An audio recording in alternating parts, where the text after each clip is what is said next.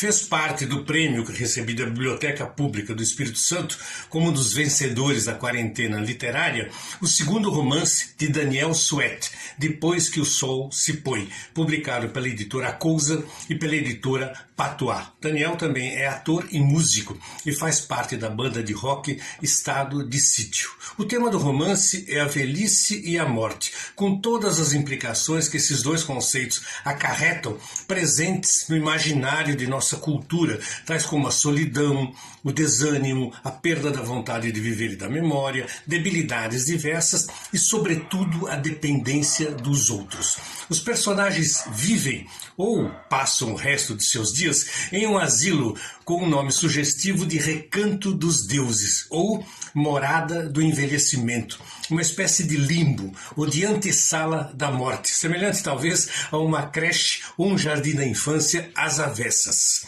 Todos temos dificuldade de encarar estes temas também na literatura, pois sabemos que mesmo se tratando de um processo natural de todo ser vivo, nos defrontamos aí com a decadência física, muitas vezes acompanhada de doenças, dores e de declínio mental. Esta relação íntima entre velhice e morte é inevitável, embora o que mais nos aterrorize seja a imagem que fazemos da morte, somada aos nossos medos mais profundos e às nossas crenças, mais do que a morte em si. O personagem narrador, um jornalista e ex-correspondente de guerra, leva os seus dias assolado por lembranças trágicas e por amores interrompidos, aguardando a chegada da morte, sentado defronte a um jardim, vendo o sol se pôr. Diz o narrador: o tempo está a comer tudo, a retirar o pouco que nos resta. Chama a atenção do leitor a linguagem utilizada pelo autor, semelhante ao português escrito em Portugal, com sequências ininterruptas de metáforas incomuns, de combinações de palavras que, ao se chocarem umas com as outras, produzem sensações antagônicas, como, por exemplo, eu quero vestir-me de empatia, fazer-me necessariamente dadivoso e reter um sol ameno. Ou, os velhos se puseram fora de suas tocas a se emancipar de suas individualidades. Ou então, deitei-me no chão para abrandar minha inquietude e o sol pisoteou-me lentamente, sem modos, a educar-me num caminho sem volta, sorvendo aquele resto de vida para exalar um pouco daquele exílio.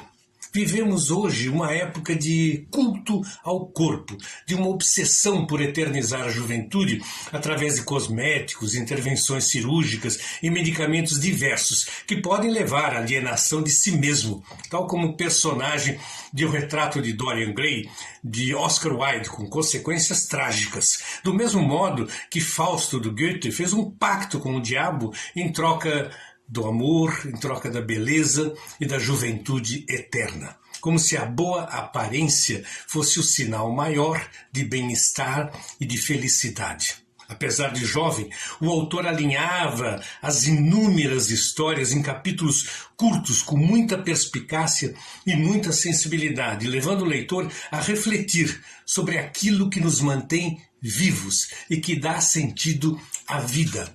Nas palavras do autor, depois que o sol se põe, fica apenas o ruído do mundo a comer o tempo das coisas, a tirar o colorido das flores, o bicho do homem a devorar a mente, a cuspir a vida na vida. Enche de sal a carne doce, enche de sal o rio, enche de sal o corpo, as fezes, os sonhos. Vale a pena a leitura.